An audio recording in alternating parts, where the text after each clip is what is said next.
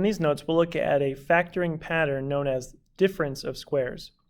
So this is where we have a binomial, a two-term polynomial, that is of the pattern a squared minus b squared.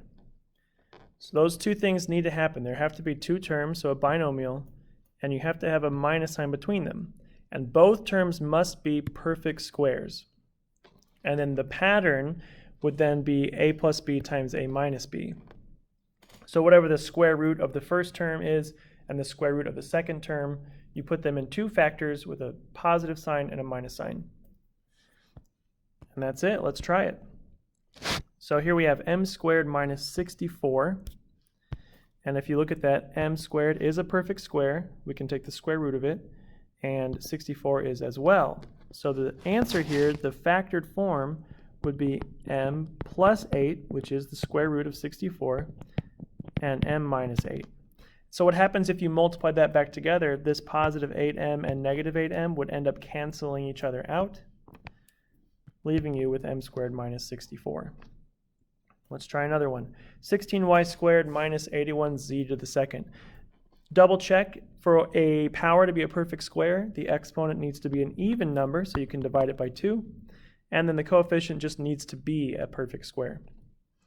So this gives us the square root of 16 is 4, so that's 4y. The square root of 81 is 9, and then we have a z. So 4y plus 9z and 4y minus 9z.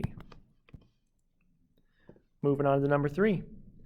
Not perfect squares currently, but we can check for a GCF. And you see here we can take a 3b out of both of those. And that leaves b squared minus 9. And those are perfect squares. So we can go one more step. And that's 3b times b plus 3, that's the square root of 9, and b minus 3. There's your final factored form. Moving on to number 4. Again, we can take out a GCF of 4 here, and that leaves y to the 4th minus, and now 2500 divided by 4, let's just double check that, 625. And if you're not sure if a number you have is a perfect square, just use a calculator to check.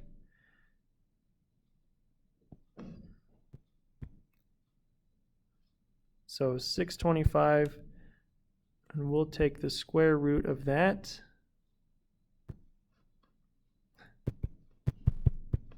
And that's 25. So this is 4 times y squared plus 25, y squared minus 25. And you always want to double check, because if you look at our factors here, that y squared minus 25 is another difference of squares. So 4 times y squared plus 25, and then we can split this one up into y plus 5 and y minus 5. And then we are finished. This y squared plus 25, we can't split that up because it's not a difference. You need to have that subtraction symbol. Okay, number 5, c squared plus 1. Again, notice this isn't a difference of squares. It's a sum, and there's no way to factor that. So this is a prime polynomial. Moving on to the last one here, number 6. So let's factor this by grouping since we have 4 terms. Actually, we can take out a GCF of 2. So that's 3x cubed plus 15x squared minus 12x minus 60. Now we can factor by grouping. We can take out a 3x squared, leaving us with x plus 5. And then we can take out a negative 6, leaving us, negative 12 actually, which does leave us with x plus 5.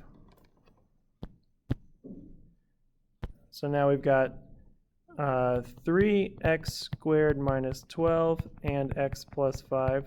And if you notice here, I can actually take out a GCF from this one of 3. That's x squared minus 4. And that is a difference of squares.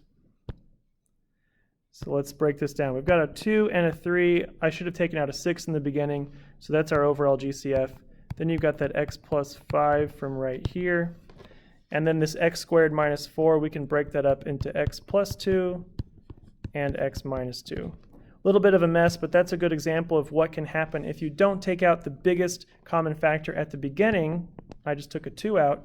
You'll have to take it out later and then adjust what your answer looks like.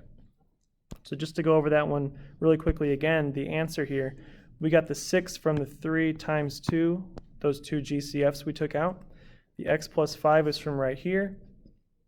And the x plus 2, x minus 2 is what we get when you break up this difference of squares, and you end up with those two terms there.